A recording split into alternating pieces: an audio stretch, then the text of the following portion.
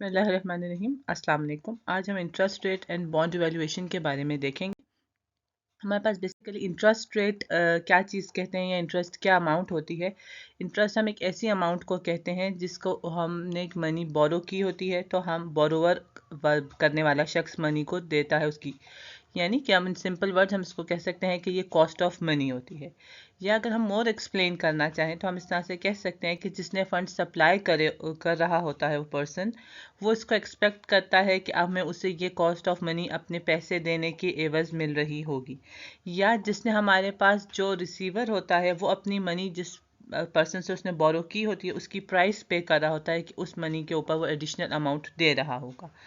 Usually हम इसको interest rate आपके पास जो डेट इंस्ट्रूमेंट्स होती हैं, लाइक अगर हमने बैंक से लोन लिया हो, कोई बॉन्ड्स लिए हों, हम उस पर दे रहे होते हैं। एंड अगर आपके पास जो रिक्वायर्ड रिटर्न की अमाउंट कहते हैं या टर्म हम उससे रेट ऑफ रिटर्न कह रहे होते हैं, वो यूजुअली आप यूज़ करते हैं अपनी इन्वेस्टमेंट्स के ऊपर। मोर और लेस दोनों चीज़ें सेम रहती हैं। इंटरेस्ट की अमाउंट को हम के कहते हैं कि over and above the money आपकी ने जो प्रिंसिपल अमाउंट किसी से बोरो की होती है उस पर हम दे रहे होते हैं, और जिसने अमाउंट को आपको दिया होता है वो ये अमाउंट को रिसीव कर रहा होता है। यानी आपके पास आपकी ये एडिशनल अमाउंट होती है या कॉस्ट ऑफ मनी रहती है जिससे हमने ये पर्सन को रिसीव करता है सप्लायर फंड प्रोवाइड करने वाला। सिंपली हम अगर इसको और एक्सप्लेन करके देखें तो हमारे पास जो सप्लायर ऑफ फंड रहता है वो आपके पास उसके पास एक्सेस ऑफ फंड रहते हैं, और वो ये चाहता है कि वो मैक्सिमम इंटरेस्ट या उस पर मैक्सिमम प्रॉफिट हासिल कर सके उस अमाउंट पे। जो रिसीवर रहता है या जो डिमांड रहता है, जो मनी की नीड में रहता है, जिसे पैसों की ज़रूरत होती है, वो ये चाहता है कि वो मिनिमम इंटरेस्ट की अमाउंट दे सके, क्योंकि ऑलरेडी उसने वो प्रिंसिपल अमाउंट वापस करनी रहती है। सो वो ये चाहता है कि एक मिनिमम अमाउंट उसको पे करनी पड़े एडिशनली। जबकि जो सप्लायर होता है जिसके पास एक्सेस मनी रहती है या ज़्यादा अमाउंट रहती है, जिसने अपना लोन के तौर पे अमाउंट या फंड्स दिए रहते हैं, वो चाहता है कि उसने जब अपने पैसे दिए हैं तो उस पर वो सबसे ज़्यादा प्रॉफिट हासिल कर सके। सो आप इन मार्केट में इस सारे इशू को सॉल्व करने के लिए हमारे पास एक इक्विलिब्रियम अमाउंट रहती है, जो कि इन दोनों की डिमांड ऑफ मनी या सप्लाई ऑफ मनी के लिए एक दरमियान की सेंटर की अमाउंट होती है। ये इक्विलिब्रियम अमाउंट रहती है जिसको वो यूज़ करते हुए मार्केट में वो अमाउंट को प्रिवेल करते हैं, जिसके हमारे पास कह सकते हैं कि कॉस्ट ऑफ बोरोइंग यूज़ कर वर्ड आप कह लें, या मार्केट प्रिवेलिंग इंटरेस्ट अमाउंट कह सकते हैं। जब आपके पास डिमांड ज़्यादा रहते हैं फंड्स की और सप्लाई ऑफ फंड्स हाई रहती है, तो इंटरेस्ट रेट्स उस दौरान में लो हो जाते हैं। अब इस पे ये कौन कौन सा फैक्टर्स इस इक्विलिब्रियम के अमाउंट को अफेक्ट कर रहे होते हैं, वो हमारे पास इन्फ्लेशन है। अगर इन्फ्लेशन हाई होती है तो interest rates are likely to rise हो जाते हैं। रिस्क किसी का ज़्यादा रिस्कियर इन्वेस्टमेंट हो, कोई ऐसी इन्वेस्टमेंट जिसमें क्या उसमें हाईली रिस्क है, तो वहाँ पर रेट ऑफ रिटर्न भी हाई दिया जाता है, ताकि पीपल या लेने वाला पर्सन इंकरेज कर सके और वो इसमें इन्वेस्टमेंट ज़्यादा कर सके ताकि उसे ज़्यादा रिटर्न मिल रहा है। लिक्विडिटी प्रेफरेंस हमारे पास ऐसे अमाउंट्स होती हैं लिक्विडिटी की जिसमें हमारे पास इजीली वो कन्वर्ट इनटू कैश कर सकें। ये शॉर्ट टर्म इन्वेस्टमेंट्स रहते हैं, और इस दौरान अगर इन्वेस्टमेंट शॉर्ट टर्म सिक्योरिटीज़ हो तो आपके पास ज़्यादा लिक्विड रहते हैं, यानी कि उसमें इंटरेस्ट रेट लोअर रहता है। सबसे पहले नेक्स्ट आ जाते हैं हमारे पास कि आपकी दो तरह के इंटरेस्ट रेट होते हैं, एक रियल इंटरेस्ट रेट और एक नॉमिनल इंटरेस्ट रेट। आपके पास रियल इंटरेस्ट रेट आपके पास वो वाला इंटरेस्ट रेट रहता है जिसमें कोई इन्फ्लेशन का इफेक्ट नहीं रहता, कोई लिक्विडिटी का फ़र्क नहीं रहता है, और ना ही इसमें कोई रिस्क का इम्पैक्ट फैक्टर आता है। यानी हम उस रेट को कहते हैं जिसमें आपके पास कोई भी ये सारे फैक्टर्स इन्वॉल्व नहीं आ रहे होते, तब हम उसको कहते हैं कि वो रियल इंटरेस्ट रेट है। फॉर एग्जाम्पल अगर हम देख सकते हैं कि अगर किसी पर्सन ने अपने बैंक से 10% इंटरेस्ट पे लिया है, लोन लिया है, जिसमें वो बात आपको उस केस में जब आपको बैंक कहता है कि आपको 10% इंटरेस्ट पे मिल रहा है, या आपने कोई पैसे डिपॉजिट कराया और उस पर आपको 10% प्रॉफिट मिल रहा होगा, तो वो अमाउंट आपके पास होती है जिसमें कोई इन्फ्लेशन का इफेक्ट नहीं आ रहा होता ऐसी एग्जांपल में। यानी आपको जो कोई एक प्रिडिक्टेड रेट बता रहे होते हैं उसमें आपके पास इन्फ्लेशन का किसी किस्म से भी कोई भी इफेक्ट नहीं आता, सो वो आप उसको रियल रेट कहते हैं। सेकेंड हमारे पास आ जाता है nominal interest rate. Nominal interest rate हमारे पास वो वाला इंटरेस्ट रेट होता है जिसमें ये सारे फैक्टर्स का इफेक्ट आ रहा होता है, इन्फ्लेशन का, डिफरेंट सॉर्ट ऑफ रिस्क का, और इसको हम डिनोट करते हैं आर स्टार से कि ये हमारे पास आपके पास नॉमिनल इंटरेस्ट रेट है, या आप इसको रेट ऑफ रिटर्न कहते हैं होते हैं। इसका फॉर्मूला हमारे पास होता है, हम यूजुअली जब फाइंड आउट कर रहे होते हैं तो हम इसे R1 से डिनोट करते हैं, या आप इसे R0 से भी डिनोट कर सकते हैं, जिसमें R star plus I P plus R P one या आर पी नॉट। सो आपके पास अगर हम इसी फॉर्मूले से गो थ्रू करें तो आर वन हमारे पास interest rate real nominal interest rate है जो हमने फाइंड करना है, आर स्टार हमारे पास रियल इंटरेस्ट रेट है, आई पी जिसे हम कहते हैं वो इन्फ्लेशन प्रीमियम है, एंड आर पी वन हमारे पास रिस्क प्रीमियम है। यानी आपके पास जो हमने बात की हमने कि नॉमिनल इंटरेस्ट रेट में ये सारी चीज़ें फ़र्क कर रही होती हैं, तो ये हमारे पास सारे फैक्टर्स को हम इंक्लूड करते हैं कि जो हमारे पास इफेक्ट आ रहा होता है। फ्यू मोर थिंग्स कि जो हमारे पास ये आर स्टार और हमारे पास आई पी वाला है, यानी कि हम इसे real interest rate plus inflation premium को हम रिस्क फ्री रेट भी कह रहे होते हैं। एंड हमारे पास जो आर पी है हम उसे रिस्क प्रीमियम से डिनोट कर रहे होते हैं। यानी अगर आपको कहा जाए कि आपने रिस्क फ्री या इंटरेस्ट रेट फाइंड करना है तो हम इस चीज़ की अमाउंट को ही सिर्फ एडअप करेंगे तो वो हमारे पास रिस्क फ्री रेट कहलाया जाएगा। यही एक करंट एग्जांपल के साथ अभी हम देख लेते हैं। हमारे पास रियल इंटरेस्ट रेट 3% गिवन है, इन्फ्लेशन प्रीमियम हमारे पास ये मेंशन है, एंड रिस्क प्रीमियम हमारे पास ये लिस्ट ऑफ चीज़ों की गिवन है, और ये हमारे पास 8 से ई तक की फ्यू सिक्योरिटीज़ या इन्वेस्टमेंट्स गिवन है। हमें फाइंड आउट करना है सबसे पहले रिस्क फ्री इंटरेस्ट रेट, जिसे हमने फॉर्मूला देख लिया था पहले प्रीवियसली स्लाइड पर कि आप हमारे पास आर स्टार यानी रियल रेट ऑफ रिटर्न हमें चाहिए, और हमें आईपी यानी इन्फ्लेशन प्रीमियम हमें ये चाहिए। यहाँ अब हम अपनी सिक्योरिटी ए के लिए फाइंड आउट कर रहे हैं जिसमें हमारे पास 3 आ गया है, आर स्टार हमारे पास ये 3 है, एंड हमारे पास इन्फ्लेशन प्रीमियम आईपी हमारे पास ये 6% गिवन है। हमने इसी लिस्ट ऑफ स्लाइड्स में से फाइंड आउट कर लिया है। सो यहाँ से अभी हमने फाइंड आउट किया तो ये हमारे पास आ जाएगा आपके पास 9%।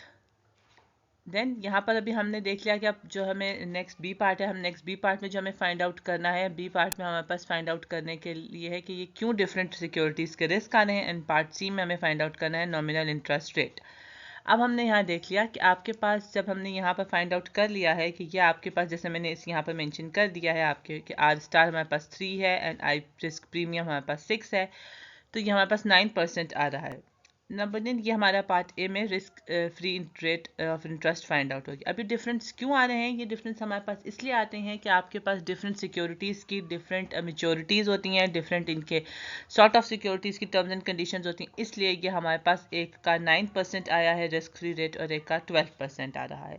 सेकेंडली अब अगर आपको नॉमिनल इंटरेस्ट रेट फाइंड करना है तो सिंपली हम यही वाला फॉर्मूला यूज़ करेंगे अपने फाइंड आउट करने के लिए, जिसमें हमने आर स्टार यूज़ कर लिया है, आई पी 6% है और 3% हमारे पास आर पी है यानी रिस्क प्रीमियम है, यहाँ पर ये 3% जिसको हमने फाइंड आउट कर लिया यहाँ से। इसी तरह से सिमिलरली सेम रीज़न है कि हमारे पास सिक्योरिटी ए सिक्योरिटी बी की जो आंसर्स के डिफरेंस हैं वो यही रीजंस हैं कि ये डिफरेंट, इनकी मेच्योरिटी पीरियड्स डिफरेंट हैं, इनकी डिफरेंट टर्म्स एंड कंडीशंस अलग हैं, डिफरेंट सिक्योरिटीज़ हैं, इसलिए ये हमारे पास इनकी डिफरेंट आ रही है। जैसे भी हमने पिछली वाली स्लाइड्स पे अभी थोड़ी देर पहले बात की थी कि हमारे पास अगर चीज़ें मेंशन हो तो इसमें से हम कोई भी चीज़ इजीली फाइंड आउट कर सकते हैं। फॉर एग्जांपल अगर हमारे पास हमने ये रिस्क प्रीमियम वाला पोर्शन इसका फाइंड आउट करना है तो उसके लिए हमें बहुत इजीली हम कर सकते हैं कि अगर हमारे पास नॉमिनल इंटरेस्ट रेट गिवन होगा और हमारे पास अगर बाकी ये रिस्क फ्री रेट मेंशन होगा तो हम ये ईजिली फाइंड आउट कर सकते हैं कि हमारे पास रिस्क प्रीमियम क्या आ रहा है। उसके लिए हम एक एग्जांपल के साथ देख लेते हैं कि अगर हमारे पास नॉमिनल इंटरेस्ट रेट 15 मौजूद है और रिस्क फ्री रेट 10% मौजूद है, तो हमने इजीली किया कि हमने कहा कि हमारे पास नॉमिनल इंटरेस्ट रेट माइनस हमने रिस्क फ्री प्रीमियम को हमने कर दिया। सो यह हमारे पास इजीली फाइंड आउट आ जा सकता है। यहाँ पर आपके पास हमने सिंपली यूज़ किया है फॉर्मूला जिसको हमने चेंज करके किया, यानी क्या हमने कहा कि हमारे पास कोई भी चीज़ हो इक्वेशन की इस तरफ हो और उससे हम ट्रांसफ़र लेके जाके चेंज कर सकते हैं, तो हमारे पास ये आ जाएगा, यानी हमारे पास हो जाएगा R interest nominal interest rate minus हम कर देंगे आपके पास आ जाएगा रिस्क फ्री रेट का, यानी कि हम इसे आर एफ को जिसे हमने डिनोट किया इजीली हम इसे आर एफ के साथ डिनोट करते हैं, तो उससे हम इजीली इसको सॉल्व कर सकते हैं। इसी तरह से अगर आपके पास आपको इन केस कहा जाए कि आपको risk free rate find out करना है तो सिमिलर वे में हम यहाँ से कर सकते हैं कि हमने nominal interest rate minus R P कर देंगे तो ये हमारे पास रिस्क फ्री रेट आ जाएगा यहाँ पर, जिसे हम कह सकते हैं कि आपके पास हम अपनी रिस्क फ्री रेट को फाइंड आउट करने के लिए हमने यूज़ कर लिया है। सो हमारे पास इन केस कि ये इन सिंपल वर्ड्स कि जैसे आप चीज़ें फाइंड आउट करते हैं इक्वेशन की इस तरफ लेकर जाके अपने बेसिक मैथमेटिक्स में, उसी तरह से हम इनमें से कोई भी चीज़ हो इजीली फाइंड आउट कर सकते हैं। और अगर हमें simply nominal interest rate find out करना होगा सो हम उसका ये होल फार्मूला जो मेंशन है हम उसके थ्रू फाइंड आउट कर सकते हैं। नेक्स्ट हमारे पास आ जाती हैं बेसिक, आपके पास different sort of risk included होते हैं जब इन्फ्लेशन के रिस्क है, फाइनेंशियल रिस्क है, बिजनेस रिस्क है, लिक्विडिटी रिस्क है, टैक्स फ्री रिस्क है, जो आपकी डिफरेंट सॉर्ट ऑफ आपकी इंटरेस्ट रेट को अफेक्ट कर रहे होते हैं, जिसमें से फ्यू एग्जांपल्स को हम डिटेल में। हमारे पास डिफ़ॉल्ट रिस्क आता है। उस केस में हम कहते हैं कि जब हम जिस पर्सन के हमने बॉन्ड्स परचेज किए, जिस पर्सन के, जिस कंपनी के, जिस फर्म के, वो हमें प्रिंसिपल अमाउंट वापस ना कर सके, तो हम उसे डिफ़ॉल्ट रिस्क कहते हैं। जिसमें अगर आपके कोई हाई रेटेड बॉन्ड होता है तो उसका डिफ़ॉल्ट रिस्क लो रहता है, वाइस वर्सा सिचुएशन कि अगर कोई लो रेटिंग बॉन्ड है उसका रिस्क बहुत हाई हो जाएगा। यानी कि हमारे पास अगर हमने जिससे बॉन्ड्स कंपनी के ख़रीदे हैं वो डिफ़ॉल्ट कर रही है, या हमसे कहते हैं कि वो नहीं एबल कि अपने कॉन्ट्रेक्चुअल एग्रीमेंट पूरे कर सके और प्रिंसिपल अमाउंट दे सके, तो उसको हम कहते हैं कि वो डिफ़ॉल्ट रिस्क है। मेच्योरिटी रिस्क हमारे पास ऐसे आ जाती है कि जिसमें लॉन्गर टर्म मेच्योरिटी अगर किसी बॉन्ड की है, लाइक 10 ईयर्स 30 ईयर्स, उसमें मनी सप्लाई की वजह से कोई चेंजेस आ रहे हैं या उनकी प्राइस डिक्लाइन कर जाती है, तो वो हमारे पास मेच्योरिटी रिस्क में आते हैं। लास्ट हमारे पास आ जाती हैं जो हम देख रहे हैं कॉन्ट्रेक्चुअल प्रोविजन रिस्क। वो हमारे पास ऐसे एग्जांपल में हम कहते हैं कि जब आपके पास बॉन्ड इशूअर ने रिटायरमेंट या प्रायर उसकी मेच्योरिटी से पहले ही अपने बॉन्ड्स को, वो एग्रीमेंट को वो वापस ले लेता है, या वो अपना ये कहता है कि उसकी, या वही कहता है कि आपके पास उसकी टाइम लिमिट से पहले ही वो अपने बॉन्ड्स को वाइंड अप करता है या वो वापस ले लेता है बॉन्ड्स को, तो ऐसे केस में हम कॉन्ट्रेक्चुअल प्रोविजन रिस्क कहते हैं कि ये सारे फैक्टर्स वो फैक्टर्स होते हैं जो बॉन्ड की परफॉर्मेंस पे या बॉन्ड की रिस्क की रेट ऑफ रिटर्न पर इफेक्ट कर रही होते हैं उसमें। नेक्स्ट हमारे पास आ जाते हैं कि हमारे पास स्ट्रक्चर ऑफ इंटरेस्ट रेट्स के बारे में कहते हैं कि ये एक हम ऐसा रिलेशनशिप होता है जो मेच्योरिटी पीरियड और रेट ऑफ रिटर्न के साथ बन रहा होता है। इसको हम एक ग्राफ के थ्रू ज़्यादा इजीली डिफाइन कर सकते हैं और हम इसको कहते हैं कि ये यील्ड कर्व है। हमारे पास आपको एक ग्लांस में या एक फ्यू अगर आप देखें कि यील्ड कर्व क्या डिनोट कर रहा होता है, तो वो आपको ये शो करता है कि ये हाउ वेरी कर रहे हैं medium term, short term, long term में। हमारे पास ये किस तरह का रेट ऑफ रिटर्न या इंटरेस्ट रेट वेरी कर रहा होता है, और सेकेंडली ये हमें इंफॉर्मेशन देता है कि इंटरेस्ट रेट इकोनॉमी में कहाँ पर आगे की तरफ जा रहा है, या हमें एक सॉर्ट ऑफ प्रीव्यू दे रहा होता है कि इसकी नेक्स्ट मूव किस तरह से हो सकती है। इस ग्राफ में हम जो ड्रॉ करते हैं, हम इस ड्रॉ करते हैं कि हमारे पास जो वाई एक्सिस है इसमें हम अपनी यील्ड टू मेच्योरिटी को अपने वाई एक्सिस पे ड्रॉ कर रहे होते हैं, एंड एक्स एक्सिस पे टाइम टू मेच्योरिटी को हम ड्रॉ करते हैं। यानी हमारे पास यहाँ पर टाइम टू मेच्योरिटी वाला पोर्शन आ रहा होता है, एंड ये वाली साइड पे हमारा यील्ड टू मेच्योरिटी का चीज़ें ड्रॉ की जाती हैं। ये हमारे पास basically yield to maturity represent करता है compound annual in rate of return को अर्न ऑन दी किसी भी डेट सिक्योरिटी पे या गिवन टाइम पीरियड में जो हम रेट ऑफ रिटर्न कर रहे होते हैं। ये ग्राफ हम उसको, हम सबसे पहले यील्ड कर्व की टाइप्स को आप देख रहे हैं वन बाय वन। हम यहाँ पर अभी हमने देखा इन्वर्टेड यील्ड कर्व, या आपके पास नॉर्मल यील्ड कर्व है, और ये आपके पास इन्वर्टेड यील्ड कर्व है। अभी हम अपनी इस यील्ड कर्व की, यानी ये जो आपके पास इन्वर्टेड वाला ग्राफ है, हम इसको शो करें। ये आपके पास दो तीन चीज़ों को शो करता है। नंबर वन, ये आपके पास एक डाउनवर्ड स्लोपिंग है, और इसे हम ड्रॉ इस तरह से करते हैं कि अपने डाटा के अकॉर्डिंगली ये आपके पास एक डाउनवर्ड स्लोपिंग है। इसकी वाई एक्सिस पे यील्ड आता है, यील्ड टू मेच्योरिटी, एंड यहाँ पर आपके पास टाइम टू मेच्योरिटी को ग्राफ को शो करता है। नंबर वन, ये शो कर रहा है कि आपके पास short term interest rate higher होते हैं as compare to long term interest rate के। सेकेंडली, ये इस बात को शो करता है, अगर आपका ग्राफ इस तरह से बन रहा हो कि ये इकोनॉमिक का एक रिसेशन पीरियड आ रहा है, यानी इकोनॉमी में डाउनफॉल की तरफ को रिप्रेजेंट कर रहा होता है। नेक्स्ट अब हमारे पास आ जाते हैं कि normal yield curve. Normal yield curve की अभी पिक्चर हमने पिछली स्लाइड पे देख ली है कि ये आपके पास एक अपवर्ड स्लोपिंग का ग्राफ है, और सॉर्ट ऑफ ये आपके पास इस तरह का ग्राफ होता है अपवर्ड स्लोपिंग का, और ये शो करता है कि long term interest rate are higher than short term interest rate, and ये इकोनॉमिक कंडीशन को कहता है, एक स्टेबल इकोनॉमी को शो कर रहा होता है।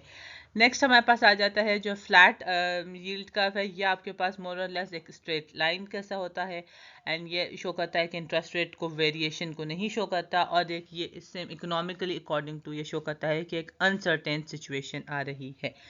नेक्स्ट हमारे पास जो आ जाता है वो एक हम्प्ड यील्ड कर्व है। हम्प्ड यील्ड कर्व आपके पास होता है कि यानी इसमें डिफरेंट सॉर्ट ऑफ हम्प रहते हैं, या इस तरह का कोई ये ग्राफ होता है इसका। ये इसमें शो करता है कि मीडियम यील्ड्स का टर्म जो आपके इंटरेस्ट रेट का है वो हायर रहते हैं देन शॉर्ट टर्म, और लॉन्ग टर्म में ये भी एक इकोनॉमिक की स्लो इकोनॉमिक ग्रोथ को या अनसर्टेनिटी ऑफ इकोनॉमिक कंडीशन को ही शो कर रहा है। यहाँ पर हमने वन बाय वन सारे ग्राफ देख लिए हैं। ये आपके पास नॉर्मल का ग्राफ है कि यूजुअली अगर हेल्दी इकोनॉमी हो तो ये आपके पास ये वाला ग्राफ होता है। बाकी सारे डिफरेंट सॉर्ट ऑफ इकोनॉमीज की ही सिचुएशन को शो करते हैं जो अभी हमने प्रीवियसली स्लाइड पे देखी है। ये आपके पास एक एग्जांपल है जो कि हमारे पास यूएस की है जो 1981 की है, देन इसमें 89 की है, देन 2010 की ग्राफ में। यहाँ पर ये वन बाय वन आपको सारे ग्राफ को शो कर रहे हैं। ये जो आपके पास ब्लू कर्व लाइन है, सबसे पहली ये वाली लाइन के बारे में हम सबसे पहले देख रहे हैं इसकी। ये आपके पास मई 1981 की है। ये इंडिकेट कर रही है एक डाउनवर्ड यील्ड कर्व को, यानी हम इसे कह सकते हैं कि ये आपके पास इन्वर्टेड यील्ड कर्व है। ऑब्वियसली ये एग्जैक्टली उस तरह का तो नहीं है जैसे हमने प्रीवियसली स्लाइड्स पे इसकी पिक्चर देखी थी, लेकिन मोर और लेस ये हमारे पास जब डाटा को प्लॉट कर रहे होते हैं तो ये हमारे पास डाउनवर्ड या इन्वर्टेड यील्ड कर्व को ही शो कर रहा है, जो कि शो कर रहा है कि एक वीकेंड इकोनॉमी है। ये सीवियर रिसेशन के बाद जब यूएस का आया था, तो ज़्यादातर मोस्ट रिसेशन जब यूएस में आए हैं, अगर आप किसी बुक में या किसी डाटा के साथ देखें तो ये ऐसे ही एक इन्वर्टेड यील्ड कर्व ही को के साथ शो कर रहे होते हैं। नेक्स्ट हमारे पास जो आता है वो हम देखें कि ये हमारे पास येलो कलर का है, हमारे पास जो शो कर रहा है आपकी ये वाली लाइन जो मई 2010 की लाइन है। देन अब हम इसको देख रहे हैं कि ये आपके पास एक नॉर्मल यील्ड कर्व है जो यूजुअली आपके पास एक स्लो ग्रोथ को शो कर रहा है, क्योंकि ये आफ्टर एक रिसेशन के बाद इकोनॉमी वापस अपनी पेस पे आ रही है। सो ये आपके पास एक नॉर्मल यील्ड कर्व की एग्जांपल आ रही है। नेक्स्ट जो हमारे पास ये ग्रीन कलर की लाइन है जो शो कर रही है एक फ्लैट यील्ड कर्व को, क्योंकि ये डिफरेंट रिसेशन के दौरान का पीरियड ही आपके पास यहाँ पर यूएस में था। सो ये आपके पास फ्लैट यील्ड कर्व है, और इस मीन्स कि यहाँ मेच्योरिटी या डिफरेंट इंटरेस्ट रेट जो है वो मच वेरी नहीं कर रही हैं। सो ये एक रियल वर्ल्ड एग्जांपल है जहां हमने इसको प्लॉट किया है। ये आपके पास डिफरेंट टाइम पीरियड गिवन है एंड डाटा गिवन है, आप यहाँ से इसको खुद भी स्टडी कर सकते हैं इन डिटेल। ये कुछ हमारे पास थ्योरीज हैं जो हम आगे फ्यू देख रहे हैं, यानी क्विक ग्लांस इनके। ये हमारे पास सबसे पहले एक्सपेक्टेशन थ्योरी है जो कि शो कर रहा है कि इन्वेस्टर्स की expectation about future interest rate. अगर हमारे पास इन्वेस्टर की एक्सपेक्टेशन है कि इंटरेस्ट रेट राइज कर रहे हैं या इंक्रीज कर रहे हैं इन नियर फ्यूचर में, तो इसका एक अपवर्ड स्लोपिंग सा ग्राफ बन रहा होगा। अगर उसकी प्रिडिक्शन है कि हमारे पास इंटरेस्ट रेट का डाउनफॉल है, तो ये एक डाउनवर्ड स्लोपिंग सा ग्राफ बन रहा होगा। ये अगर आप कहते हैं, यानी ये समझ सकते हैं कि इसमें हमने जैसे इसकी इन्वर्टेड यील्ड कर्व की बात देखी थी, सॉर्ट ऑफ ये इसका डाउनवर्ड स्लोपिंग ग्राफ बनेगा, जो ये शो करता है कि नियर फ्यूचर में इंटरेस्ट रेट को डिक्रीज कर रहे हैं। अब इसके हम एग्जांपल में देख लेते हैं कि अगर इन्वेस्टर्स ने करंटली 1 ईयर पे प्रेडिक्शन की है, आपकी कोई ऐसा बॉन्ड लिया जिसमें आफ्टर 1 ईयर उसकी 4% हो जाएगी इंटरेस्ट रेट, एंड उसके आफ्टर 2 ईयर उसकी 5% हो जाएगी, विच मीन्स कि ये प्रिडिक्ट कर रहा है कि अभी उसकी अगर इन केस करंटली उसकी 2% इंटरेस्ट रेट की अमाउंट है, और वो ये बात को एक्सपेक्ट कर रहा है कि उसकी आफ्टर 1 ईयर उसकी 4 हो जाएगी एंड आफ्टर 2 ईयर उसकी 5 हो जाएगी, विच मीन्स के interest rates are increasing. Currently 2 है, इसके बाद वो इंक्रीज 1 ईयर के बाद हमारे पास आ जाएगी 4% है, एंड आफ्टर 2 ईयर्स के बाद उसकी आ जाएगी हमारे पास 5%। सो ये एक अपवर्ड स्लोपिंग है, यानी राइजिंग इंटरेस्ट रेट का है। तो ये हमारे पास इसका अपवर्ड स्लोपिंग का केस होगा, दिस केस। नेक्स्ट हमारे पास अगर इसकी वाइस वर्सा सिचुएशन होगी, डिक्रीज कर इंटरेस्ट रेट, तो ये हमारे पास डाउनवर्ड स्लोपिंग का केस आ जाएगा। नेक्स्ट हमारे पास है लिक्विडिटी प्रेफरेंस थ्योरी। ये हमारे पास सजेस्ट करती है कि long term interest rates are higher than short term interest rate, hence ये यील्ड कर्व हमारे पास अपवर्ड स्लोपिंग यील्ड कर्व की एग्जांपल आ रही है। इसमें हमारे पास ये कर सकते हैं कि ये इसकी जो फ्यू और डिटेल है कि शॉर्ट टर्म इन्वेस्टमेंट्स की चूँकि ये लेस लिक्विड रहती हैं और लेस रिस्कियर रहती हैं, इसलिए हमारे पास as compare to long term, so ये हमारे इसमें यील्ड कर्व की हायर इंटरेस्ट रेट्स को शो कर रहा है। और नेक्स्ट स्लाइड नेक्स्ट ये कि हमारे पास जो बोरोअर है वो हायर रेट अपने यूजर्स को अट्रैक्ट करने के लिए, ऑब्वियसली कोई भी अपनी लॉन्गर टर्म में अपनी इन्वेस्टमेंट्स को बॉन्ड करना नहीं चाहता, कि बाइंड करना कि वो लॉन्ग टर्म में यूज़ ना कर सके। सो वो अपने इन्वेस्टर्स को हायर रेट्स ऑफर कर रही होती हैं लॉन्ग टर्म में ताकि लोग इंटरेस्टेड हों और उसमें ज़्यादा इन्वेस्टमेंट कर सकें। सो लिक्विडिटी प्रेफरेंस में कि हमारे पास ये कहती है कि long term interest rates are higher than short term interest rate. So इसके रीज़न ये है कि आपके पास अगर कोई भी नहीं चाहता कि वो आफ्टर फॉर 10 ईयर्स या फॉर 30 ईयर्स उसकी इन्वेस्टमेंट ब्लॉक हो जाए और वो कहीं यूज़ ना कर सके, सो वो हायर रेट्स ऑफर करते हैं ताकि कस्टमर्स या इन्वेस्टर्स इंटरेस्टेड हों और उसमें इन्वेस्टमेंट कर सकें। लास्टली हमारे पास आ जाती है मार्केट सेगमेंटेशन थ्योरी। ये हमारे पास सजेस्ट करती है कि हर मार्केट की या जो लोन देने की रिक्वायरमेंट्स हैं वो सेगमेंटेड होती हैं, वो डिपेंड करती हैं उनके मेच्योरिटी लेवल्स पे और उनकी supply of law and demands पर विद इन स्पेसिफिक सेगमेंट्स में डिफरेंट सॉर्ट ऑफ, यानी अगर किसी जगह पे इन्वेस्टर्स इंटरेस्टेड ही हायर रेट्स के लिए या लॉन्ग टर्म के लिए तो उसके अकॉर्डिंगली करेंगे, और अगर किसी सेगमेंट में किसी जगह पर वो शॉर्ट टर्म के लिए है तो उसके अकॉर्डिंगली ही इन्वेस्टमेंट कर रहे होंगे आप। देन हमारे पास आ जाती है कॉर्पोरेट बॉन्ड्स हैं, different sort of corporate bonds. हमारे पास एक लॉन्ग टर्म डेट इंस्ट्रूमेंट होते हैं जो कि ऑलमोस्ट 10 to 30 ईयर्स के होते हैं। ये बॉन्ड्स यूजुअली अपनी फेस वैल्यू पे या अपने पार वैल्यू पे डिपेंड करता है, जिसकी वैल्यू ज़्यादातर यूजुअली $1,000 में रिप्रेजेंट हो रही होती है। ये होते इसी तरह से है कि हम एक इन्वेस्टर से प्रॉमिस किया जाता है कि आफ्टर 30 ईयर्स या आफ्टर 10 ईयर्स आपको आपकी इन्वेस्टमेंट अमाउंट भी वापस मिल जाएगी, प्लस आपको इसके इंटरेस्ट की अमाउंट भी रेगुलरली मिल रही होंगी। देन हमारे पास इसकी फ्यू डिटेल्स आ जाती हैं। आपके पास कूपन इंटरेस्ट रेट हम इसके साथ डील कर रहा होता है कि बॉन्ड ज़्यादातर जैसे अभी हमने बात की कि अपनी फेस वैल्यू पे या पार वैल्यू पे शो कर रही होती हैं। एंड आपके पास सेकेंडली ये कि ये आपके पास जनरली जो पे किया जाता है इनकी इंटरेस्ट की अमाउंट पे की जाती है। इंटरेस्ट की अमाउंट हमारे पास आ जाती है समटाइम्स ये सेमी एनुअली पेमेंट्स होती हैं या एनुअली भी होती हैं, लेकिन इट डिपेंड्स कि किस तरह का बॉन्ड है और किस तरह की डिटेल की डीलिंग की जा रही है। अगर आपके पास साल में 2 दफ़ा पेमेंट हो तो वो सेमी एनुअली पेमेंट कहला रही होती हैं इंटरेस्ट के अमाउंट में, और आफ्टर 10 टाइम पीरियड आपको अपनी इसके इंटरेस्ट के अमाउंट और प्रिंसिपल अमाउंट वापस मिल जाती है।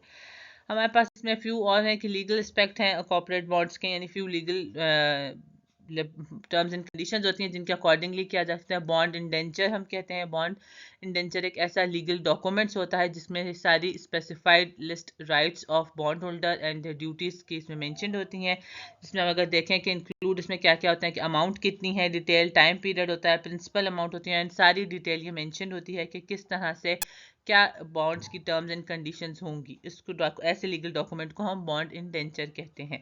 ये जो कोई भी बॉन्ड इशूअर जब बॉन्ड इशू करता है और तो उसके साथ ही अपने बॉन्ड होल्डर्स को ये सारे रिक्वायर्ड डिटेल्स भी दिए जा रहे होते हैं। नेक्स्ट हमारे पास ट्रस्टी आ जाता है। ट्रस्टी एक ऐसा इंडिविजुअल हो सकता है, कोई कॉर्पोरेशन हो सकती है, कोई कमर्शियल बैंक हो सकता है जो कि थर्ड पार्टी की तरह पे एक्ट करता है बॉन्ड इंडेंचर्स की टर्म्स एंड कंडीशंस को पे वॉच आउट करने के लिए, यानी कि वो इस बात का जिम्मेदार होता है कि यह पर्सन आपके पास ये सारी जो टर्म्स एंड कंडीशंस मेंशन की गई हैं ये फुलफिल कर रहा होगा, यानी वो एक वॉच डॉग की तरह का एक्ट कर रहा होता है जो कि हमारे बॉन्ड होल्डर्स के बिहाफ पर डिफरेंट डिसीजंस ले सकते हैं, और उसके ताकि अगर कोई टर्म्स एंड कंडीशन वायलेट हो रही हो तो उसके बिहाफ पर डिसीजंस ले और वो कोई लीगल एक्शन ले सके। जिस तरह के वॉच डॉग हमारे पास एक पर्सन और या ऑर्गेनाइजेशन होती हैं जो अगर कोई भी जिसके अगेंस्ट उसने वॉच डॉग का डिपेंड लिया गया है वो इलीगल कोई वर्क कर रहे हो तो वो उसको लीगली परसू कर सकता है ताकि उसकी अपनी सारी टर्म्स एंड कंडीशंस को फुलफिल करवा सके। नेक्स्ट हमारे पास जनरल फ्यू फीचर्स हैं बॉन्ड्स के। हमारे पास कहते हैं कि बाद हमारे पास कन्वर्टेबल बॉन्ड्स होते हैं। कन्वर्टेबल बॉन्ड्स एक ऐसे बॉन्ड्स को कहते हैं जो कि एक स्पेसिफिक नंबर ऑफ शेयर्स अगर में कन्वर्ट किए जा सकते हों, यानी कि अगर कोई बॉन्ड होल्डर है किसी कंपनी का तो उसके पास ये ऑप्शन हो सकती है कि कन्वर्टेबल बॉन्ड्स में कि उनको वो अपने फ्यू स्टॉक्स के साथ मार्केट शेयर्स के साथ जिस फर्म के हो तो उसको चेंज करवा सकते हैं। लेकिन आपके पास ये कन्वर्जन इस तरह से होती है कि ये बॉन्ड होल्डर्स को ही प्रॉफिट दिया जा रहा हो, यानी ये लॉस पर कोई ट्रांजेक्शन्स नहीं होती हैं। नेक्स्ट इसका एक और एक इम्पॉर्टेंट फीचर है कॉल फीचर है। कॉल फीचर मींस कि आपके पास जो इशूअर बॉन्ड का है वो अपनी बॉन्ड्स को रीपरचेज कर सकता है एक स्पेसिफिक प्राइस पे, जिसको हम कॉल प्राइस कहते हैं, लेकिन ये डीलिंग हमारे पास before to time maturity period से पहले आ जाती है, यानी अगर आपके बॉन्ड होल्डर बॉन्ड इशूअर चाहे तो वो अपने बॉन्ड्स को टाइम से पहले कॉल बैक कर सकता है, यानी उसको रीपरचेज कर सकता है। समटाइम्स ये जो एक्सरसाइज का है या कॉल फीचर एक स्पेसिफिक टर्म पीरियड में बात किया जा रहा होता है, और जो उसके पास amount to receive excess price पे कर रहा होता है जिसको वो कहते हैं उसकी कॉल प्राइस कहलाता है जिस अमाउंट पे, और उसको हम कॉल प्रीमियम भी कह सकते हैं। ये आपके पास कॉल प्रीमियम जो होता है बॉन्ड होल्डर्स को कंपनसेट करने के लिए दिया जा रहा होता है ताकि जो टाइम से पहले उन्होंने वापस ले लिया है तो उनको किसी किस्म का बॉन्ड होल्डर्स को लॉस ना हो।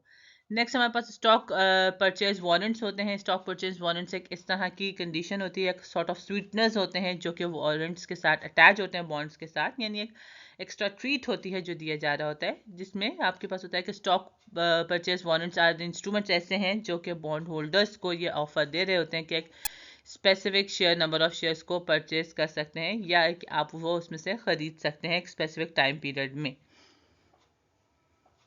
ये जस्ट आपके कंज्यूमर को अट्रैक्ट करने के लिए यूज़ किया जा रहा होता है। एंड देन हम बॉन्ड यील्ड्स आ जाती हैं। बॉन्ड यील्ड्स हमने देख लिया कि क्या आपके पास या रेट ऑफ रिटर्न होते हैं और ये यूज़ टू बॉन्ड्स की परफॉर्मेंस को असेस करने के लिए यूज़ किए जाते हैं। टिपिकली 1 ईयर के दौरान ये ऐसा होता है। वैसे 3 तरह की चीज़ें हैं बॉन्ड यील्ड को हमें कैलकुलेट करने के लिए। आपके पास करंट यील्ड है, यील्ड टू मेच्योरिटी है, यील्ड टू कॉल है। Each of this provides a unique measurement measures bonds की, यानी बॉन्ड्स की परफॉर्मेंस को वो डिफरेंट तरह से मैयर करने के लिए शो किया जा सकता है। जैसे अगर फॉर एग्जांपल अगर हम करंट यील्ड की एग्जांपल देखें तो करंट यील्ड हमारे पास इस तरह का एक कैश रिटर्न के अमाउंट को करते हैं जिसको हम कैलकुलेट कर रहे होते हैं कि एनुअल इंटरेस्ट पेमेंट के अमाउंट को डिवाइडेड बाय करंट प्राइस कर लेते हैं, तो ये हमारे पास करंट यील्ड को शो करता है, यानी कि करंट सिचुएशन इसके कितने कैश रिटर्न कितने % मिल रहा है उसको शो करता है। फॉर एग्जांपल अगर कोई हमारा बॉन्ड है जिसकी 1000 पार वैल्यू है और उसकी 10% इंटरेस्ट है या कूपन अमाउंट मौजूद है और करंटली उसकी हमारे पास मार्केट प्राइस 970 अमाउंट आ रही है, तो उसकी हम करंट यील्ड किस तरह से कैलकुलेट करने होंगे। तो हमने कहा कि ये उसकी फेस वैल्यू को, यानी हमने एनुअल इंटरेस्ट पेमेंट को कैलकुलेट करने के लिए हम ये वाला फॉर्मूला यूज़ कर रहे होते हैं कि हमने कहा कि उसकी पार वैल्यू 1000 है, मल्टीप्लाई बाय हमने उसे किया उसके कूपन रेट से, तो हमारे पास एनुअल इंटरेस्ट पेमेंट आ गई कि हमें कितनी इंटरेस्ट पेमेंट मिल रही है। देन उसको हमने डिवाइड कर दिया है अपनी करंट सेलिंग प्राइस से, उसकी 970 है, तो हमारे पास ऑलमोस्ट 8.25% आ गया है, जो कि हम कह सकते हैं कि ये इसकी करंट यील्ड है।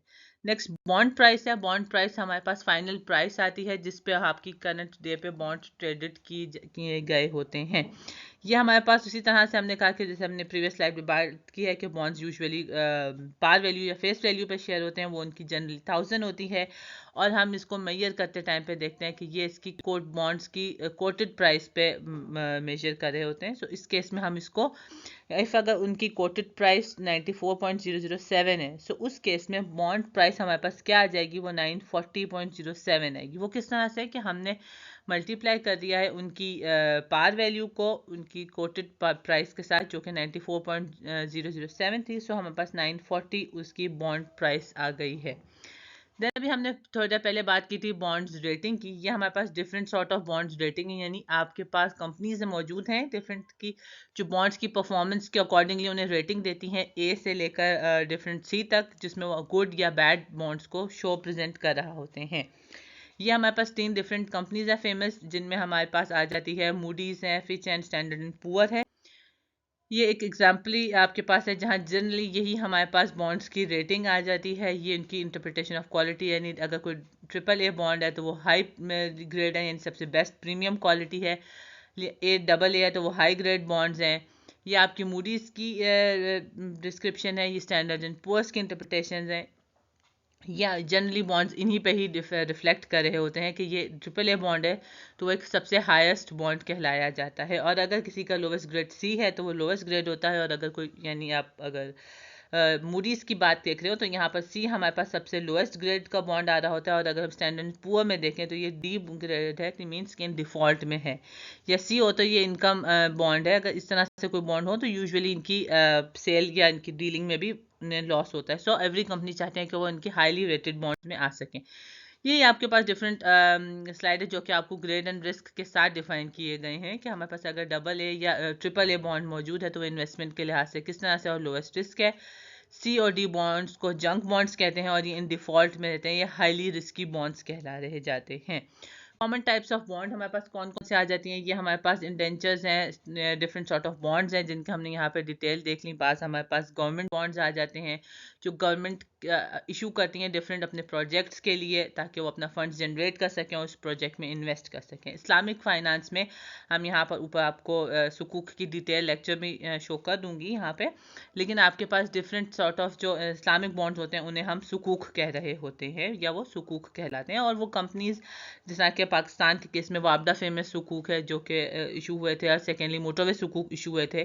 सो ये सुकूक होते हैं और ये डिफरेंट कंपनीज इससे फंड जनरेट करती हैं और अपने डिफरेंट प्रोजेक्ट में इन्वेस्टमेंट कर रही होती हैं। इसके अलावा डिफरेंट कंट्रीज़ के और भी फेमस हुकूक होते हैं, आप इसे देख सकते हैं डिटेल में। देन हमारे पास कॉर्पोरेट बॉन्ड आ जाते हैं। कॉर्पोरेट बॉन्ड हमारे पास इस तरह के इन्वेस्टर्स हो कि कंपनीज इशू कर रही होती हैं डिफरेंट हमारे पास, जिसमें आपके पास सम अगर ये कंपनी परचेस करती है या कोई फर्म पर्सन परचेस करता है उसका फर्म्स के, तो उसकी लेंडिंग मनी दे रहा होता है सबसे पहले अपनी उस कंपनी को। देन हमारे पास इसमें ऑप्शन आ जाती है कि वो इंश्योर करता है कि उसे स्पेसिफिक अमाउंट और प्लस मैच्योरिटी के टाइम पे प्रिंसिपल अमाउंट भी मिल रही होगी, एक्सेप्ट कि उसे इंटरेस्ट रेट भी रेगुलर मिल रहा होता है। देन हमारे पास ये अमाउंट जो रिसीव होती हैं ये हमारे पास टैक्सेबल में आते हैं। सो आपकी जो बॉन्ड्स में हम इंटरेस्ट मिल रहा होता है उसको हम टैक्स भी दे रहे होते हैं। लास्ट हमारे पास जैसे जंक बॉन्ड है। जंक बॉन्ड आपके डिफरेंट रेटेड BA और BBS से लोएस्ट बॉन्ड को जंक बॉन्ड या कह रहे होते हैं। जंक बॉन्ड आपकी ये रैपिडली ग्रोइंग फर्म्स जो हैं ये अपनी क्विकली कैपिटल अर्न करने के लिए कर रही होती है। ऑब्वियसली इनके इंटरेस्ट रेट और इनके इससे फ़र्क पड़ रहा होता है। अगर बॉन्ड्स जंक हो तो उन्हें हाईली रिस्की बॉन्ड्स कहलाते हैं। इनकी यूजुअली यील्ड ऑफर जो होती है 2 to 3% इनकी यील्ड रहती है। और अगर रियल वर्ल्ड एग्जांपल हम देखें तो ये हमारे पास फोर्ड है, नेटफ्लिक्स है या कॉइन बेस है, ये आपके पास general real world junk bond की एग्जाम्पल्स में आ जाती हैं। नेक्स्ट जीरो या लोअर कोपॉन रेट हमारे पास ऐसे बॉन्ड्स कहलाए जाते हैं जिसमें हमारे पास इशूइंग प्राइस इसकी लोअर रहती है लेकिन इसकी हैविंग या ज़ीरो इंटरेस्ट वैल्यू रहती है। फॉर एग्जांपल यानी आपको अभी तो उसकी वो जितनी फेस वैल्यू से कम पे बिक जाता है लेकिन आफ्टर सम टाइम उससे ज़्यादा अमाउंट मिल रही होती है। फॉर एग्जांपल अगर किसी फेस वैल्यू उसकी 1000 है लेकिन करंटली वो 5000 पे सेल आउट हो जाएगा, लेकिन आफ्टर 7 ईयर आपको 10,000 ही मिल रहे होंगे। ये इजीली गेटिंग हायर इंटरेस्ट के लिए अमाउंट को यूज़ किया जा रहा होता है। जैसे हमने बात की कि अगर लोकल मार्केट में ये सारी डिटेल्स होती हैं, इसी तरह से इंटरनेशनल मार्केट में भी बॉन्ड्स की टाइप होती हैं। अगर हम इसे दो फेमस टाइप्स हैं, एक को हम यूरो बॉन्ड्स कहते हैं और एक को फॉरेन बॉन्ड्स कहते हैं। यूरो बॉन्ड्स उन बॉन्ड्स को कहा जाता है, उन कंपनीज को कि जो डिफरेंट कंट्री में बेस्ड होती हैं लेकिन वो किसी और एक कंट्री में जाकर अपनी ही करेंसी में बॉन्ड्स को इशू करती हैं। फॉर एग्जांपल अगर कोई यूएस बेस्ड कंपनी है, लेट्स सपोज कोई ABC यूएस बेस्ड कंपनी है, वो बॉन्ड्स इशू कर रही है पाकिस्तान में लेकिन उसकी प्राइस US डॉलर में ही रहेगी, तो वो यूरो बॉन्ड्स कहलाए जाएंगी। फॉरेन बॉन्ड्स इसका उल्टी सिचुएशन होती है कि कंपनी US बेस्ड ही है, पाकिस्तान में ही इशू किया लेकिन वो पाकिस्तानी रुपीज़ में शो करे, तो हम फॉरेन बॉन्ड्स कहते हैं। यानी ऐसी कंपनीज जो किसी और कंट्री की बेस्ड कंपनी हो लेकिन उन्होंने किसी दूसरी कंट्री में आके इशू किया और उसी अदर कंट्री की ही फॉरेन करेंसी में ही इशू करें, तो वो हमारे पास फॉरेन बॉन्ड्स कहलाते हैं। जबकि वो फर्म्स जो कि अपनी ही होम करेंसी में इशू करें तो वो हमारे पास यूरो बॉन्ड्स कहलाते हैं। देन इसकी वैल्यूएशन की डिफरेंट हमारे पास टाइप्स आ जाती हैं कि उसकी वैल्यूएशन प्रोसेस हम देख रहे होते हैं कि हमारे पास किस तरह से होता है कि वैल्यूएशन फंडामेंटल्स हमारे पास ऐसे टाइप को कहते हैं कि किसी भी एसेट की वर्थ को इवेल्युएट करने के लिए हम ये प्रोसेस यूज़ कर रहे होते हैं, जिन्हें हम डिफरेंट टाइम वैल्यू टेक्निक के साथ कर सकते हैं, जो हमने अभी अपने प्रीवियस लेक्चर में देख रही थी कि डिफरेंट टेक्निक्स है टाइम वैल्यू की हम किस तरह से करते हैं, future value, present value, annuities and so on. So इसके डिफरेंट 3 इसके प्रोसेस हैं। कैश फ्लो रिटर्न्स क्या हैं, उसकी टाइमिंग्स के अकॉर्डिंगली देख रहे होते हैं, उनके रिस्क के साथ देख रहे होते हैं। यानी हमारे पास अगर कैश फ्लोज रिटर्न्स हम देख रहे हैं तो इसके एसेट्स की डिपेंड करती हैं उसके कैश फ्लोज की, उसमें से कि कितनी आपके पास एक्सपेक्टेड कैश फ्लो आ रही हैं। इसकी टाइमिंग्स यानी आपके पास हमने देख किस टाइम ड्यूरेशन पे मिल रही है, इस पर डिपेंड कर रहा है। एंड लास्टली ये शो करता है आपके मेजर ऑफ रिस्क कि ये ग्रेटर रिस्क का है या लोअर रिस्क का है, आप उसको शो करता है। जनरली ग्रेटर रिस्क अगर किसी कैश फ्लो का हो तो उसकी लोअर वैल्यू आ रही होती है। बेसिक वैल्यूएशन प्रोसेस हमने देख लिया कि ये हमारे पास सबसे बेसिक प्रोसेस है किसी भी कैश फ्लो करने के लिए, जो कि अगर आपको रिकॉल हो तो हमने प्रेजेंट वैल्यू फार्मूला के ही अकॉर्डिंगली यूज़ कर रहे हैं। इसमें हमारे पास टाइम पीरियड की या तो लेंथ गिवन होगी या फिर ये इन्फिनिटी भी हो सकती है, विच मीन्स क्या मे बी ये 3 ईयर्स का मेजर करना हो, अपने 5 ईयर्स का मेजर करना हो, या आप so ever long lasting time duration भी हो सकती है। देन इसके हम इसकी फाइंड आउट करने के बाद उसे एड अप कर लेते हैं और उसके हम एक सम की अमाउंट लिख रहे होते हैं कि आपके पास बॉन्ड्स की वैल्यूएशन का प्रोसेस। सिमिलरली यहाँ पर आपके पास V डिनोट करता है प्रेजेंट वैल्यू ऑफ एसेट को, CF डिनोट करता है कैश फ्लोज को, R हमारे इंटरेस्ट को और N हमारे पास नंबर ऑफ ईयर्स पे शो कर रहा होता है।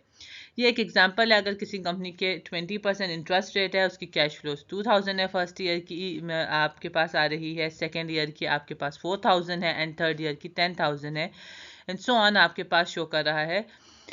ये आपके पास डिफरेंट उससे हमने इन सबको एडअप किया और हमारे पास वैल्यू आ गई है 92.66.98। ये आपके पास आंसर आ जाती है बॉन्ड की, किसी भी बॉन्ड की वैल्यूएशन पे आ जाती है। इसका एक डिफरेंट प्रोसेस है जो हम इसे बॉन्ड्स, ये बेसिक वैल्यूएशन किसी भी एसेट का प्रोसेस था। अब हम बॉन्ड वैल्यूएशन प्रोसेस देख रहे हैं, इसमें हम थोड़ा सा डिफरेंट कर रहे होते हैं कि हमारे पास जो हमने इन कैश फ्लो की वैल्यू को आइडेंटिफाई किया तो उन्होंने मॉडिफाई किया है कि इसमें एन आई जो शो करता है कि इंटरेस्ट पेमेंट्स के अमाउंट को, एम शो कर रहा है पार वैल्यू को यानी फेस वैल्यू को। अब इसे हम किस तरह से कैलकुलेट कर रहे हैं, यानी कि आपके पास जो यहाँ पर फॉर्मूले में एन है, ये एन आपको पास डिनोट करता है कि हम वन से अपनी ईच एंड एवरी टाइम्स को एडअप करते हैं और फिर इसको हम एडअप करने के बाद हम इसमें अपनी ये वाली टर्म को ऐड कर लिया होता है एंड इससे पहले हम इससे आई के साथ मल्टीप्लाई कर रहे हैं।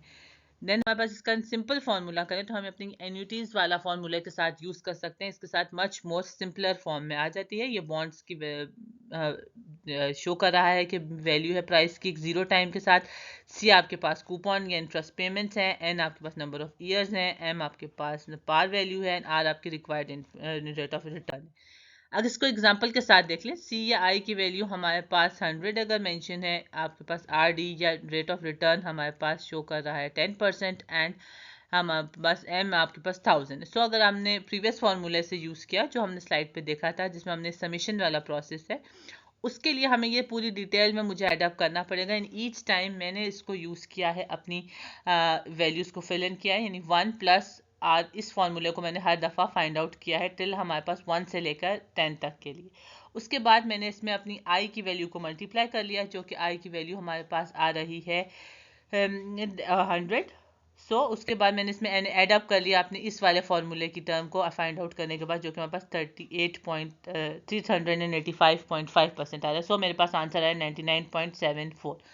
इसके अगेंस्ट अगर मैं अपनी वो सिंपलेस्ट फार्मूला यूज़ कर रही हूँ तो मैंने एक ही फार्मूले से ये डायरेक्ट वही आंसर आ गया मोर और लेस। ऑब्वियसली पॉइंट्स का फ़र्क रहेगा क्योंकि दो अलग फार्मूला के साथ हैं।